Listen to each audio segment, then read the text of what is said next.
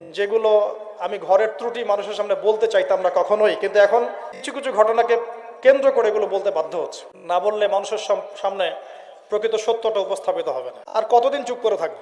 ওয়াজ মাহফিলে গিয়ে এমনও হয়েছে যে আমাদের এবং আমাদের টিমের পুরো সিকিউরিটি এবং যাতায়াতের কথা বলে আমাদেরকে খালি হাতে বিদায় করেছে। এমন বহু মাহফিল, এমন অনেক মাহফিল হয়েছে, মাহফিল শেষ করে গাড়িতে এসে বসেছি, বসার সাথে সাথে মাহফিল কমিটির কোনো খবর নাই, শেষ, ফোন নাম্বার বন্ধ।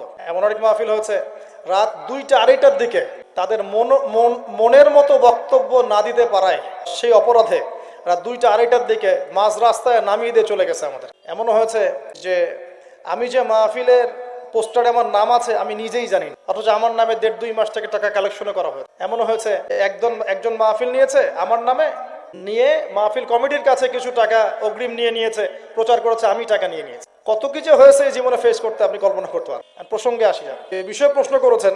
প্রথম কথা বলি যে আমরা এখন মাহফিল নেই সরাসরি অফিসিয়ালি। এই যে আজকের মাহফিল যারা নিয়েছেন তারা কিন্তু অফিসে আমাদের সাথে যোগাযোগ করেছেন, গিয়ে সশরীরে দেখা করেছেন, দেখা করে আমাদের একটা ফর্মস দিয়েছিলাম, ফিল আপ করেছেন, ক্রাইটেরিয়া ছিল কিছু, তারা এগ্রি করেছেন, মাহফিল নিয়েছে, সরাসরি সাক্ষাতে মাহফিল নিয়েছে। তারপরে আমাদের অফিসিয়াল 3টা নাম্বার আপনারা আমাদের পেজে দেখবেন, আমাদের পেজে গিয়ে দেখবেন 3টা নাম্বার দেওয়া আছে, নাম মেনশন করে দিচ্ছি।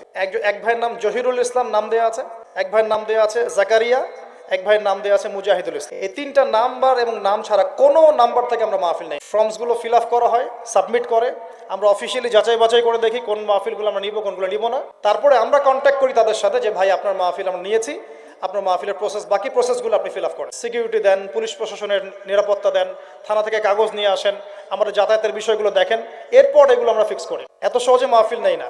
এই ঘটনা যেটা যে আমাদের নামে মাহফিল নেওয়া হয়েছে আমরা সেটা জানিই না। সেদিন মাহফিল আমার রাতের বেলা, যে তারিখের কথা বলেছেন এই তারিখে রাতে আমার মাহফিল বগুড়ায়, 17 তারিখের কথা বলছি। আমি জানি আমার ডায়েরিতে এখনো লেখা আছে রাতে মাহফিল বগুড়ায়। তারপরে শুনলাম কিছু দিনী ভাইয়ের মাধ্যমে যে ভাই গোবিন্দগঞ্জ এলাকায় আপনার নামে একটা মাহফিল অ্যারেঞ্জ করা হয়েছে এবং আপনার নামে প্রচুর টাকা পয়সাও তোলা হয়েছে। আমি বললাম কে মাহফিল নিয়েছে, কার মাধ্যমে? আমাদের এক পরিচিত ভাইকে দেখিয়ে দেওয়া হলো যে এই ভাইয়ের মাধ্যমে মাহফিল নেওয়া হয়েছে, অথচ সেই ভাইয়ের সাথে আমাদের এই মাহফিল নিয়ে যাররা পরিমাণ কোনো কথা হয়নি, যে আল্লাহ সাক্ষী আছে, কোনো কথা হয়নি। সে আরেক ভাইয়ের মাধ্যমে, থার্ড পার্টি, মাঝখানে একটা থার্ড পার্টির মাধ্যমে ওই কমিটির সাথে কমিউনিকেট করে মাহফিল ফিক্স করেছে।